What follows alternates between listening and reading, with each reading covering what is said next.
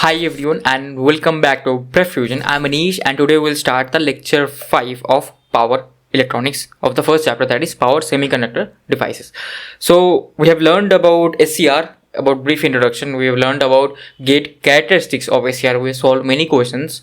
In this lecture we learn more triggering methods of SCR, and in the next lecture we'll learn about the protection of SCR from all of this methods to turn on. There are few protection as well, that are there as well. That topic is mostly important for ESC. This topic is mostly important for ESC as well. Mainly the question from SCR that come is from latching currents only, those type of circuits only, or like you can see how much time does it take to turn on. And from the switch for the first chapter, mainly power loss, switching loss, conduction loss, two graphs will be given. You have to find out the conduction loss. All those things mainly come from that. These topics like gate students also have to study, but mainly these are more theoretical, and more theoretical comes in ESC. So mainly these are most important for ESC students. So first one is the methods. So like I have given you the names of the method in the previous lecture. So first other than the two methods which we have learned, the forward voltage triggering and the gate triggering, there is a thermal or temperature triggering method. What is this method? So when the temperature near the reverse bias junction, reverse bias depletion layer increases, more electron hole pairs are produced. As temperature increases, more electrons are produced, they get more energy, so more electrons are produced, more collision happens, and more of this electron hole pairs are produced by absorbing the thermal energy that has been present in the layer. This production of electron hole pairs initiates the turn on process. Like I was giving the gate signal to produce more electron holes, but this time I am giving it thermal energy, temperature to generate more electron hole pairs, and through this the reverse bias junction becomes forward bias because the depletion layer width reduces and SCR turns on. So what are the drawbacks? Uncontrolled activation. This method is not preferred because temperature changes can unpredictably alter the characteristics of the SCR. Why? Because if I vary temperature, the latching, I told you right, the latching current depends on the temperature. So this can vary the latching current. When after what current the SCR will turn on, this can vary the holding current, this can vary the other characteristics of the SCR, this can alter the SCR, this can also damage the SCR, which I don't want definitely. Okay, that's why this method is not preferred. Generally we don't use this method. Next is reliability issues. The inconsistency in temperature can lead to unreliable SCR operation affecting the overall performance and stability of the device. So overall, I was expecting the device to give a R-on of 1 ohm, but due to increased temperature, R-on might be 0.5 ohms or something different. So it does not give me a reliable performance. Okay, and also it affects the stability of the circuit. The circuit may become unstable due to temperature fluctuations. So that's why we don't prefer this method. Next is light triggering method. So in light triggering method, what happens? Basically, there is one special diode known as light diode as well, but we don't use that. But like what happens is, instead of giving it a gate signal, right, we give it a light. So what do you mean by that? Let's read this. When light radiation of a specific wavelength is incident near the depletion layer, basically near the gate terminals, it produces electron hole pairs by absorbing light energy. So light has some energy. You have studied in physics, class 11 physics, light has some energy. So if I give some light signal near the depletion layer, right, it generates a electron hole pair, and through that again the SCR can turn on, just like a gate signal. The light acts similarly to a gate signal by generating electron hole pairs, effectively turning on the SCR.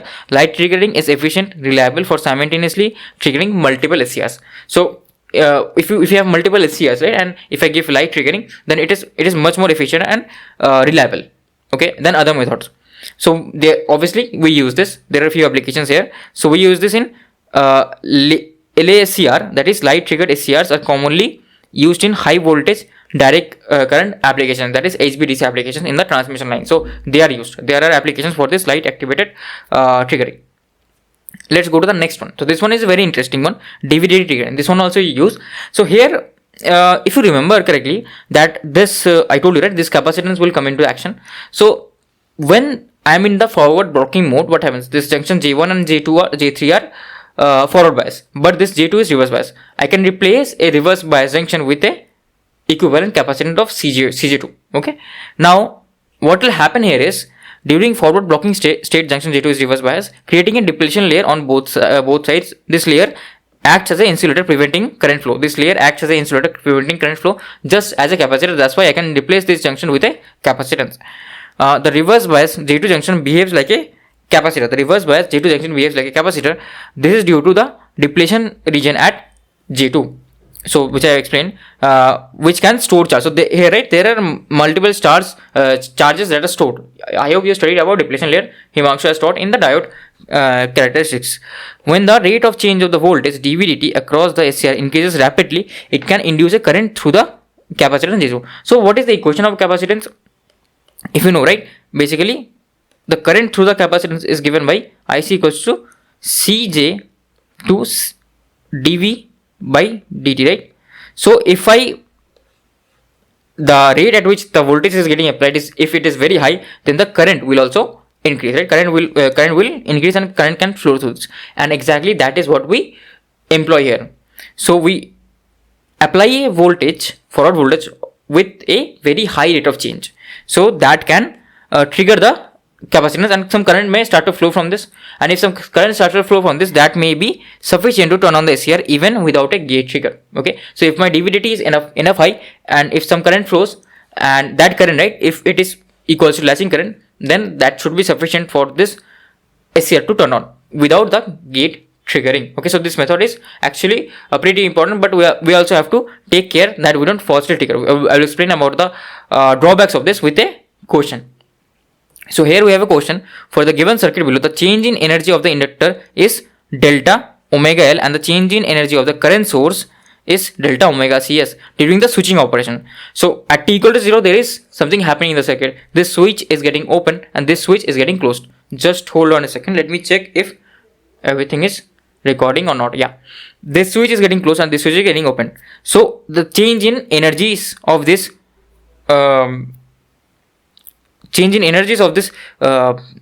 like current source and inductor are delta WL and delta CS respectively. We have to find out the ratio of these two.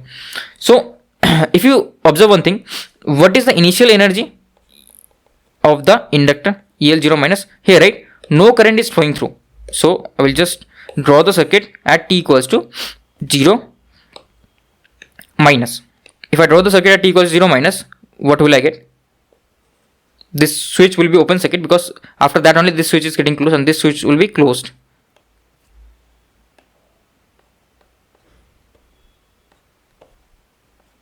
Okay,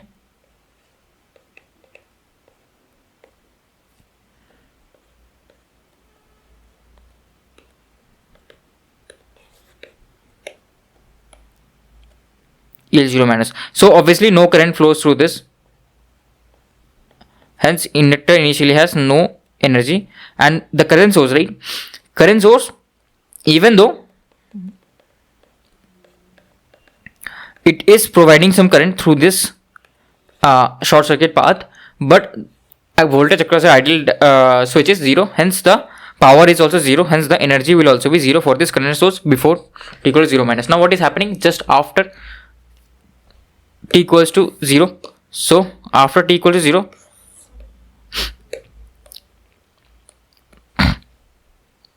if I just copy this circuit and paste this over here, I will just reduce the size of this.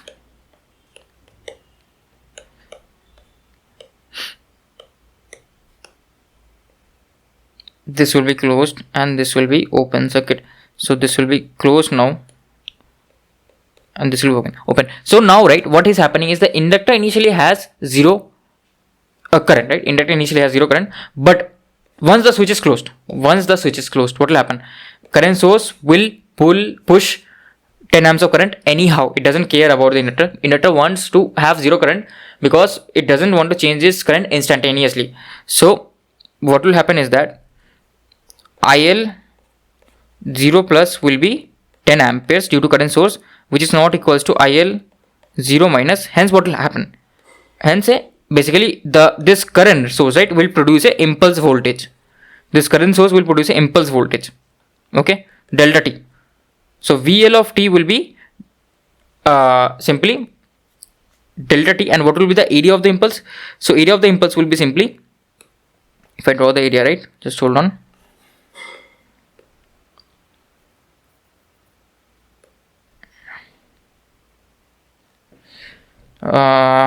Impulse is getting applied, so it is simply by what amount the current is changing? The current is changing from 0 to 10 within a very small delta t time, right?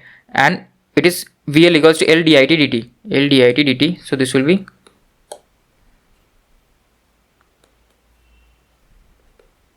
this is L into 10 by delta t. So L is 1 here and this is 10 delta t, right? Because delta t is very small, so this will be 10 delta t. So this is what the voltage across the inductor will be. You can cross verify, right? You can cross verify, because if you integrate this, right, if you integrate this, the current through the inductor will be 10 amperes at t equals to 0 plus. Okay, you can cross verify this. So this is the 10 delta t. Now this voltage, right, who is producing this voltage? This current source, because this current source want to push a current of 10 amperes at t equals to 0, but this inductor won't allow unless a impulse voltage is getting applied across the inductor, which is getting applied due to this current source. So basically the voltage after that what is happening? This is at t equals to 0 itself, right? At t equals to 0 plus, what is happening? T equals to 0 plus, this inductor has reached steady state instantaneously, because 10 amps of current won't change anymore. So dIL by dt will be 0. So this will be again short circuit. Okay, and 10 amps of current will flow. So what is happening is that my V of t, VCS of t is simply a impulse with area 10, and my ICS is always 10. Okay, and what is the energy stored across this inductor? So energy stored across this inductor will not change, because current has not changed now. So it is EL of 0 plus simply will be 1 by 2 half Li square, right? Half Li square, half into L is 1 into I square. I is what? I is 10. So it is 100. So it is 50 joules. Now how much energy does this current source give out? The energy, the current source that it gives out at t equal to 0 plus is simply, like, we can compute this, right? T equal to 0 plus will be simply integration from 0 to 0 plus, or like 0 minus to 0 plus of VCS of t, because after that VCS of t is also going to 0, into ICS of t dt. So this will be 10 delta of t. 10 I can take outside, and ICS is also 10, right? So this will be 0 minus to 0 plus delta of t dt. And if you have studied signals and systems, and like in general, I hope you know already this, that integration of delta of t is 1. So this is 100 joules. Now what is the ratio? So delta CS will be 100, because initially the current source has had 0 energy. Now it had given extra 100 joules of energy to flow the current through the inductor. And how much energy did the inductor gain? Initially it had 0 energy, but now it has 50 joules of energy. So what is the ratio basically? What is the ratio? Ratio is WL divided by delta CS. Okay, this is the ratio they are asking, right? Yeah, delta by WCS. So it is 50 by 100. So it is 0.5. So it is 0.5, right? It is 0.5.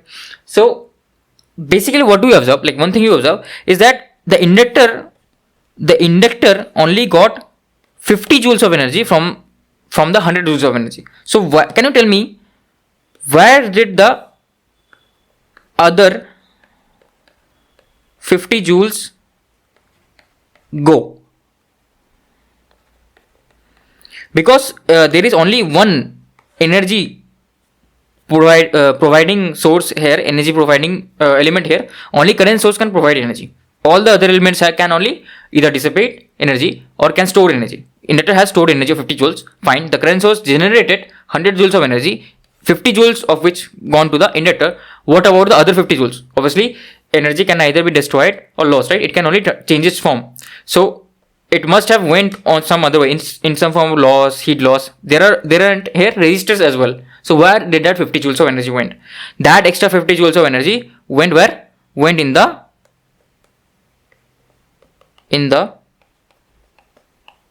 switch. Okay. that extra energy went in the switch. Now how did I know it went into the switch?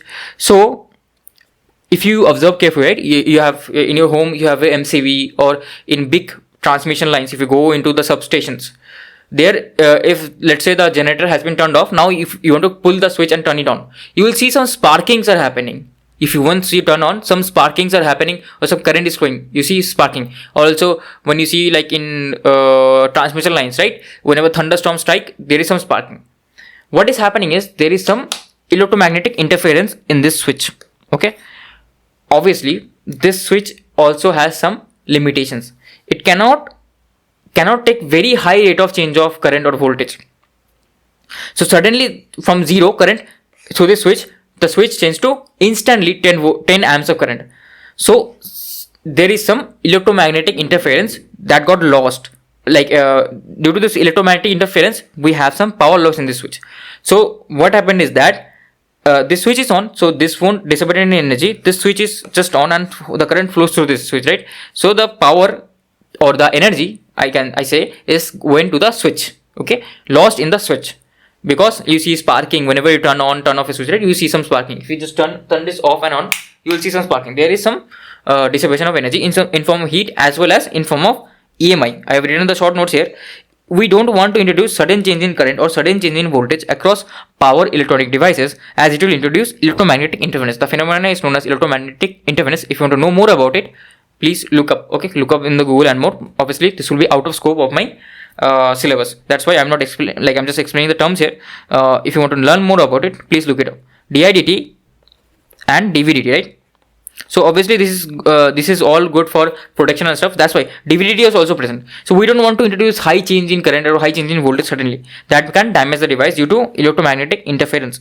If DVDT across the SCR is very high, then it may falsely trigger the SCR. So the drawbacks of this method is, obviously, first of all, there can be EMI, electromagnetic interference. The second method is, if the unknowingly, even if the voltage is very low, but if I apply the voltage, the rate at which I am applying the voltage is very high, what will happen? That may unknowingly falsely trigger the SCR, which I don't want. Okay, even if the voltage is very low, I want it to be in forward blocking stage, but if I apply the voltage very fast manner, then it can unknowingly turn on the device SCR.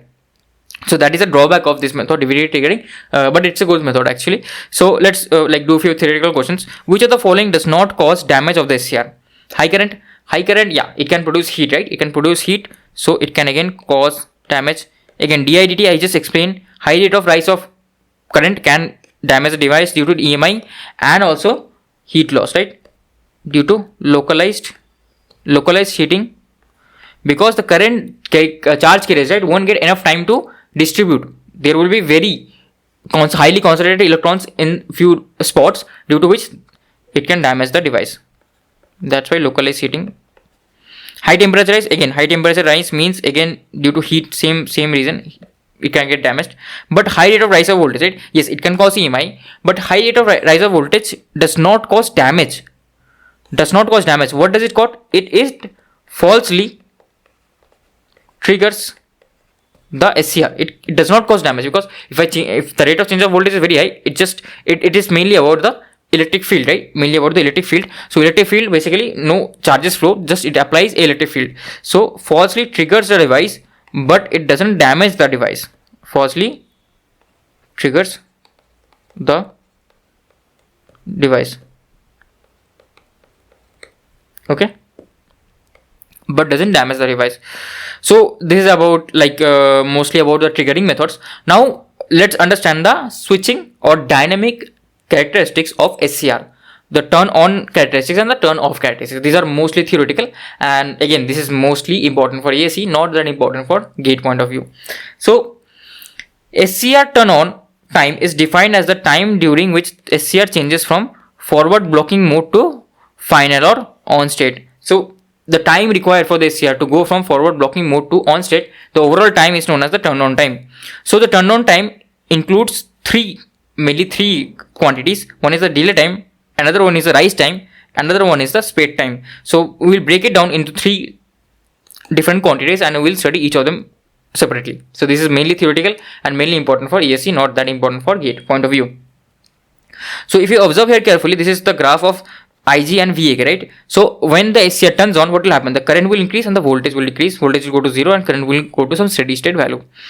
So here, this is the anode to cathode current, this is the gate current. So gate current also increases and it reaches steady state value. Then again, we take it off because my anode current reaches the latching current. Okay. So like this is the graph, and there are 3 sections. This is the delay time, right? Delay time, what happens is when the anode current starts from 0.1 10% of the steady state current to the, what is this value? Okay, sorry, it starts from okay, what is this 0. Okay, it starts from the, like, sorry, not it gets to 10% of the steady state current. That is the delay current definition. These are just definition, theoretical values, nothing else. Then what is the rise time? Rise time is the time for the anode current to go from 10% of the steady state current to 90%. And what is the spread time? Spread time is basically the time for it to go from 90% of the steady state current to 100%. Okay, so these are the 3 different regions, and there are other regions for the off period that I will explain later on. So this one thing to note here is this OP, right? This OP is the initial anode to cathode voltage and Ig is the gate current. Okay, so these are the things. Like delay time, here they have explained the same thing, is that okay, time is the instant at which the gate current reaches. Okay, so for gate current, right, there is a different definition. Delay time, right? For delay time, gate current, if the gate current goes from 0 to 90%, from 0 to 90% of the steady state gate current, that is also known as delay time, or the instant at which the anode current reaches 0.1 of the steady state anode current. So gate current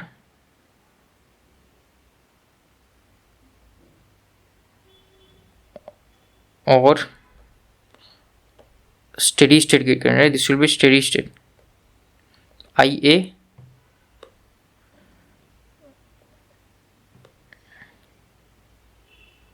steady state.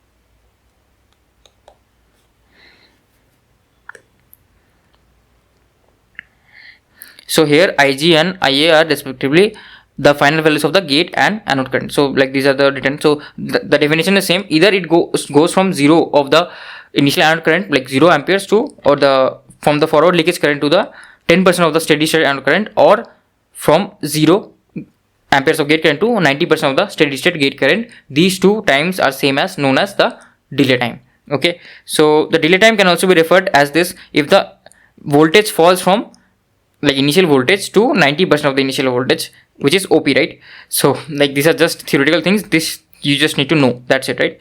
So there are definitely, you can go through this again. The rise time taken by the anode current is to rise from 0.1 times of the, like basically 10% of the steady state anode current to 90% of the steady state anode current. The rise time is also defined as the time required for the forward blocking of state voltage to fall from 90% to 10% of its initial value. So it fall to 90% here, then from 90% to 10% if it falls, that is known as the rise time.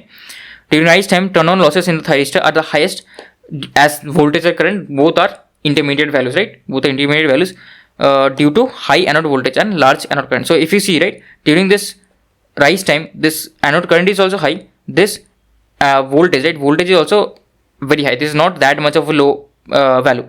So that's why the losses will be most at rise time. During rise time, okay, this I wrote, rise time depends on the time constant of the load. Why? Because rise time is the biggest chunk of duration that it takes. And here, like, what does rise time depend? Rise time depend on the increase of anode current I, right? And what does anode current depend? If you know, right, we are computing the latching current. So latching current, what does it depend on? It depends on the tau, right? It depends on the tau. It depends on L by R. And the higher the L, right? Higher the L, the higher time constant, the higher rise time. Why is that the case? Because higher the inductance, right? It will want to change its current in a very slow manner. Higher the inductance is. So if the change is slow, change of current is slow, then the rise of current will also be slower. That's why it will take more time to rise to the same value of the current. Okay, so this is about the rise time. Then next is the spread time. The time taken by the anode current to rise from 90% to full value of the anode current, that is known as spread time. It is also defined as a time for which forward blocking voltage to fall from 10% of its initial value to 0. Okay, to on-state voltage basically. Spread time depends on the geometrical construction of the device. So if it is center gated SCR, there will be easy spread of the electrons. So it is just fully turning on. So it is talking about the spread of the electron hole pairs. So if it is center gated, right, so it has more area to spread. So it is easy spread. If it is easy spread, then it will take lower amount of time to spread. So TS will be lower for center spread. These are all for EAC questions. And for side gated, right, if it is side gated, so the electrons that need to be spread, right, it will take it more time to spread throughout the overall structure. So here it will be TS will be higher, time taken for it to spread will be higher. Okay, so these are the switching values for this. Okay, these are the switching dynamic switching characteristics of this. Now what next is there is like a commutation circuit. So we apply a commutation circuit, and with the help of a commutation circuit, what do? We make turn off the SCR, right? Turn off the SCR. Now we will study about the turning off of the SCR. Now to turn off the SCR, we have to understand the turn off characteristics. So what will happen is, you might notice one thing, that to the turn off process, right, it was at some steady state voltage, let's say, it was at some steady state current. Now for it to turn off, you will say, sir, if it just reaches 0 amperes of current, it will turn off. But there is some charges that are present over here, even though those are lesser than the diode, but still there are some charges present. So for the charge, to remove those extra charges, we have to apply a negative current, anode current, like very small amount, but that will still flow. Negative anode current will flow for total of what, TC time. Then only when the current reaches 0 over here, then only the device actually turns off. So like this TRR, TQ, TC, I have explained previously as well. Still here definitions are written. So TRR is the reverse recovery time. We have studied about reverse recovery. Gate recovery time. GR is gate recovery time. So once the charges are removed from the junction, then charges need to be removed near the gate region as well. So this is the time taken by the gate region, and this whole TQ is the thyristor turn off time. Like overall time for the thyristor to turn off, starting from this to this. Now this TC is the circuit turn off time. So one thing important is there, that the circuit turn off time is the it depends on the external circuit elements as well. And your circuit turn off time TC should always be greater than TQ. Why? Your thyristor should not turn off before your circuit turns off. Your thyristor should turn off before your circuit turns off, because that is what we are expecting. We are expecting the device to turn off, and if your thyristor is still on and your circuit has turned off, that means that is a bad thing, right? We were not expecting to get 0 current at this point of time. We were expecting some value of current, right? But circuit is off, but thyristor is on. So that is a bad thing, right? That is a bad thing. So we definitely must close the thyristor before the circuit turns off, because that is my expectation. Okay, that is my expectation. That is what this commutation circuit is for, and these are few notations that we use. So here the like total off process is written. SCR turn off means transition from on state to the off state, capable of blocking forward voltage. The dynamic process of changing from conduction state to forward blocking state is known as commutation process. So the dynamic process, or the force method of changing from conduction state to forward blocking state, is known as commutation process. If forward voltage is applied to the SCR at the moment its anode current falls to 0, the device will not be able to block this forward voltage, as the carriers and holes electrons in the 4 layers are still favorable for conduction. So basically what does it mean is that if I instantly make the forward voltage to 0, the device won't turn off instantly 0, because there are still few charges present in the device, right, in the SCR, in the junctions. So if I instantly make the voltage 0, current won't be 0. Few charges are present, they will still travel due to inertia, and after a while, if the voltage is kept negative for a good period of time, then only it will totally turn off. If just applying a negative voltage, then again removing it, and then again applying a positive voltage just in few microseconds, right, that won't turn off the device, and that is exactly what is written over here. Okay, the device will therefore go into conduction immediately, even though the gate signal is not applied. Okay, even though the gate signal is not applied, if I just instantly apply a voltage, like take away the voltage and instantly apply a voltage, it can turn the device on. This is like more similar to DVDT triggering. To solve this problem, it is essential that thyristor is reverse biased for a finite period of time with the anode current has reduced to 0. Okay, so to solve this problem, right, what you do is the thyristor is reverse biased for a finite period of time. So in this case, right, the thyristor is reverse biased and like small current flows in the reverse direction so that it can remove all the charges that are present in the junction for a finite time after the anode current has reached to 0. Okay, so that's why that is the reason why we reverse bias this. Okay, so like thyristor turn off time, here they are given the definitions, not much to like moan about here. It is the time between the instant anode current becomes 0 and the instant SCR regains to forward blocking capability. I've already explained this here as well. Okay, during this time T1, all the excess carriers from 4 layers of SCR are removed. So when it is reverse bias, right, all these excess carriers are removed as mentioned earlier as well. The turn off time period is divided into 2 intervals. One is the reverse recovery, another one is the gate recovery time. So simple, self-explanatory. This time is given for the reverse recovery of the junctions of the SCR, and this is given for the gate of the SCR. After T1, anode current builds up in the reverse direction with the same dIdt slope. The reason for the reversal of anode current is due to the presence of charge carriers stored in the 4 layers. Now, like this is the thyristor turn off time TQ, and let's read what happens at instant T3. At instant T3, when the reverse recovery current has fallen to 0, so all of the reverse recovery current has gone to 0, but at instant T3, from T1 to T3, I was just extracting the charges that were present in the junction. After T3, right, there are few charges present in the where is it? The value of the junctions J1 and J3 recover, and SCR is able to block the reverse voltage. At the end of reverse recovery period T3, the middle junction J2 still has some charges left. So middle junction, that the gate junction, right, still has some charges left, even though the charges from junction J1 and J3 are totally removed, but the middle junction has some charges left. To remove that charges, this is known as the gate recovery time. Gate recovery time is required. Okay, so the charge carriers at J2 cannot flow to the external circuit, therefore they must decay only by recombination. This is possible if a reverse voltage is maintained across the SCR. The time taken is, for this is T4 minus T3, is called the gate recovery time, basically the gate junction time. That's why the thyristor turn off time is dependent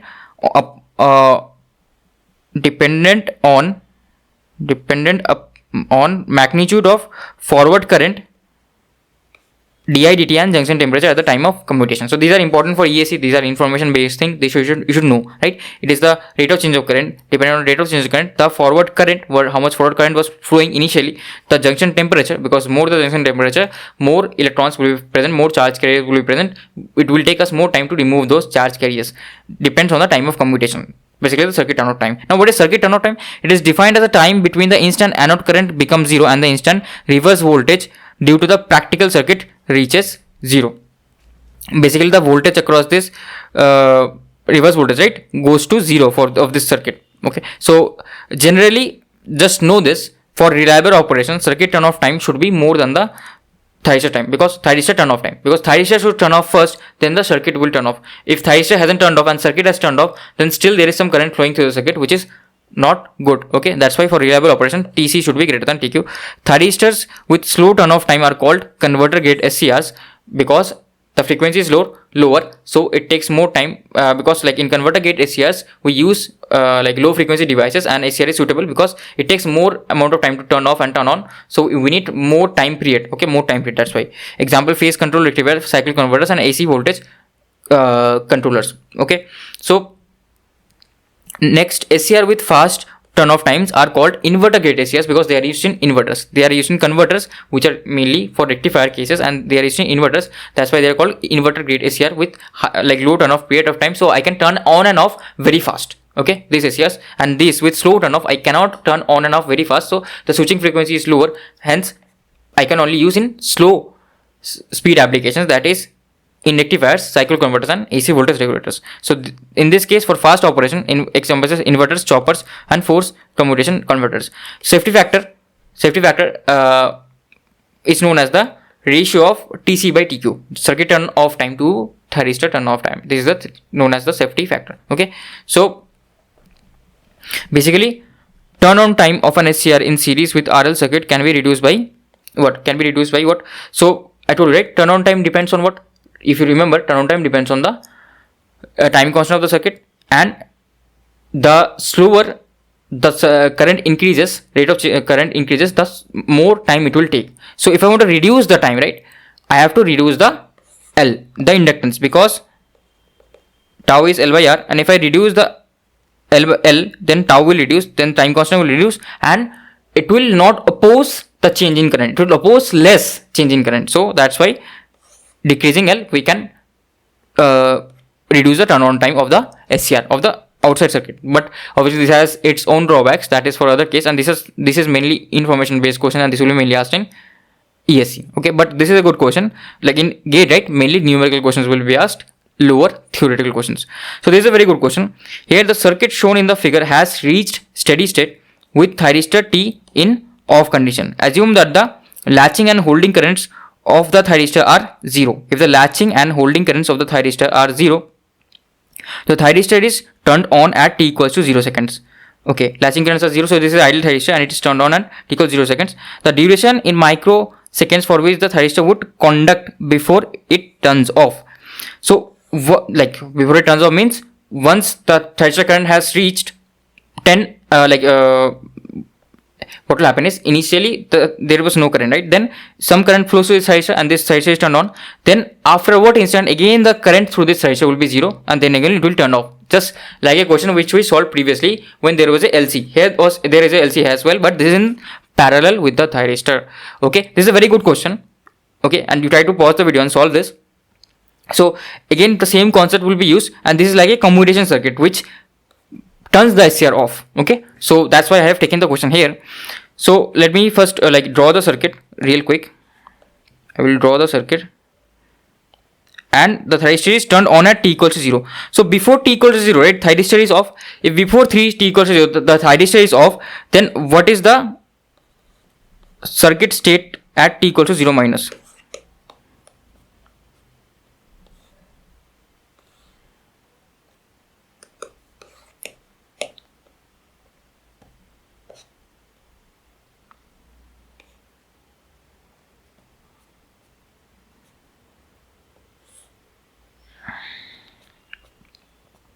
Okay,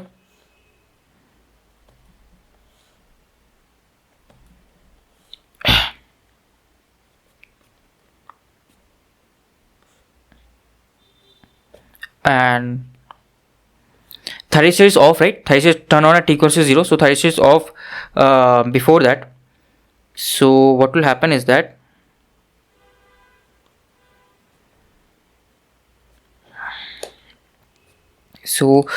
at steady state what will happen? Inductor will be short circuit, right? Inductor will be short circuit and capacitor will be open circuit.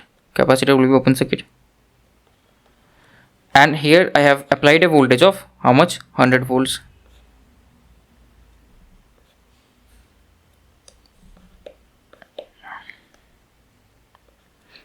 And do remember I have a resistor as well. That's why this won't be oscillatory.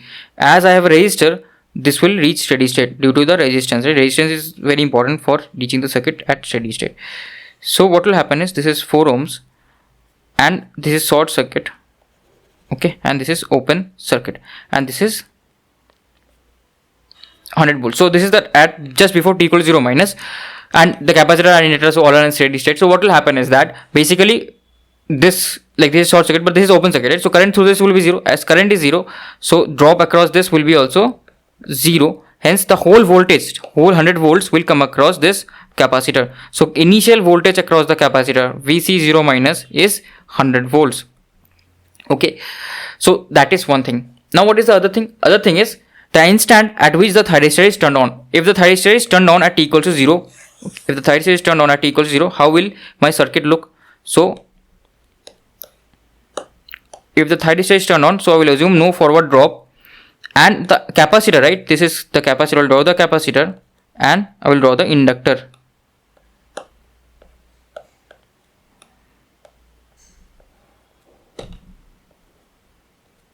So capacitor has initial voltage VC0 minus, and this inductor initial current of is 0 amperes, right? So it won't try to flow its current instantaneously. So it will act as open circuit instantaneously. It will act as open circuit. Okay, and it will act as a voltage source of 100 volts, right? So this is on. So how much current will flow through this? How much current will flow? The current amount of current will flow is, that is 10 by 4, that is 25 amperes. So 25 amperes of current is flowing through this. Fine. Through here also 25 amperes of current is flowing. Okay. What will happen is, this is short circuit, right? So this 25 ampere current is constant. What will happen? This is 0. So the inductor voltage will slowly, like this is, what is the VL of t right now? What is the VL of t right now? VL of 0 plus. So this is the circuit at 0 plus. Okay. So at t equals to 0 plus. So at t equals to 0 plus, if I observe, like this is my flow of current flow direction, right? We'll assume the current flow direction like this, because this will also provide some current to this. Okay. So provide some current to this. So what I can assume is this, right? This is my VL. So my VL, if I observe, if I just write a KVL with this, plus VL minus 100 equals to 0. So VL is 100 volts. So the rate of, like, VL is 100 volts. So that means DIL by dt is positive. That means current will increase through this whole circuit, right? As DIL by dt is positive. This is, like, if you have studied transient, you will know this, right? So what will happen? Again, this is simply a LC circuit. LC circuit, right? This is a LC circuit. So again, that sinusoid type of thing will happen. Now I will solve this with intuition. I will not use Laplace now. I will not use Laplace. I will solve with intuition. So this is a LC circuit. I know the current voltages can be sinusoid or cosinusoid. Initial voltage is 100 volts, right? That's why, just hold on. That's why, what will happen? Can I write the equation of a capacitor voltage with intuition? Yes. Initial voltage is 100 volts. It will be cos, because at t equals to 0, it is not 0. It is non-zero value. So it will be cos, and t by under root LC, because omega naught is 1 by LC.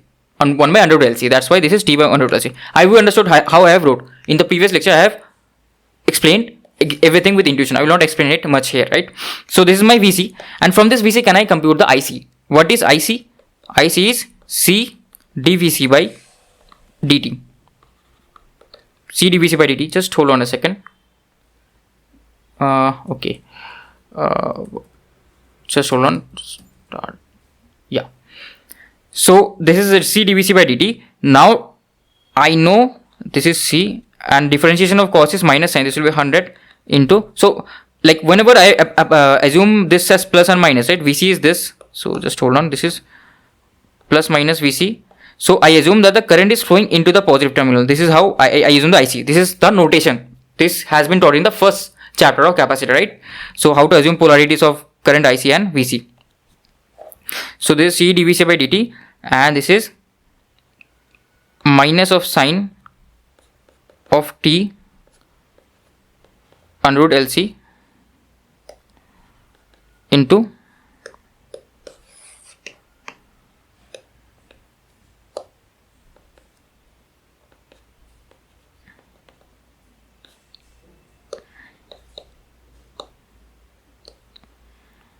one by under root LC.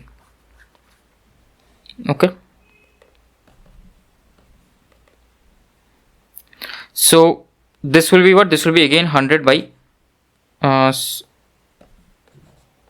by C. L by C is basically the characteristic impedance. Under root LC is the unit of impedance, minus sine t under root LC. So this is the current, right? This is the current that has been provided. Okay. So the IC current is this. Fine. IC current is this. Now what will happen is, when this current, right? So this is the current that has been provided here. So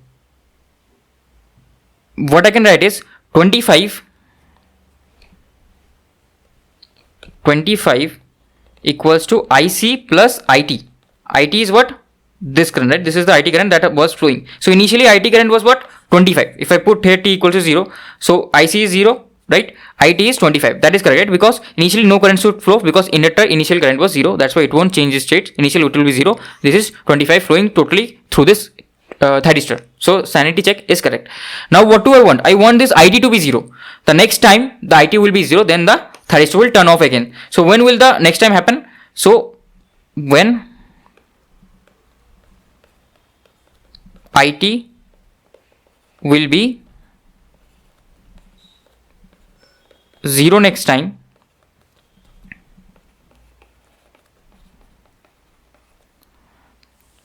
thyristor will turn off. Okay, thyristor will turn off. So your like IT, if I put IT 0 here, IC at T equals to some TC, this will be equals to 25 amperes, right? So when is this equals to 25 amperes? I have to compute now. So this, right, if I make this, so what is this? Is minus 100 divided by under root LC. What is L and C? L and C are 1 micro and 4 micro. So 1 by under root L by C will be 2, right? Micro will get cancelled. This will be 2 into sine of under root LC. So it is again 2 micro. Okay, under root 1 by under root LC is 2 micro equals to 25. So sine, this is this is not pi, this is T, right? T by 2 micro is equals to minus 1 by 2. So when does sine go to minus 1 by 2? So when it's the first instant when it goes to 1 by 2, minus 1 by 2. So sine wave, right, if you observe it carefully, sine wave is something like this. This is omega t, this is sine, so it will increase and this, then it will decrease. So this is minus 1 by 2, right? So when does it reach minus 1 by 2? So if this is pi, right, from 0 to pi, this is always positive. At which instant? At like 30 degrees plus this, right? So pi plus pi by 6 is when at sine pi 7 pi by 6, that is at 210 degrees, it goes to minus half, right? If you compute sine of 7 pi by 6, you will see that it goes to minus half. So I have to equate this with 2 pi by 6, 7 pi by 6. So T by 2 micro is equals to 7 pi by 6, right? So what will be this value? T will be equals to, if I just compute this real quick, this is, let me just compute this, 7 times pi divided by 6 into 2, this is 7.33 microseconds, 7.33 microseconds. So at 7.33 microseconds, what will happen is that this thyristor will turn off. 7.33 microseconds, 7.33 microseconds, this thyristor will turn off because the current through this thyristor will be 0 and it reaches the holding current, as holding current is given is 0, right? So figure has reached steady state with thyristor off, right? Thyristor off, the figure has reached steady state, then the thyristor is turned on at t equals to 0, then the duration in microseconds. So microseconds they have asked, so I have computed in microseconds only. Yeah, 7.33 will be answer, for which the thyristor would conduct before it turns off again. Now if it turns off, right, what will happen? This thyristor is off, then again this will become a LRC circuit, right? LRC circuit this will become. So overall the circuit will become like this only. We just hold on a second. If I just where is the circuit? So yeah, I will copy this.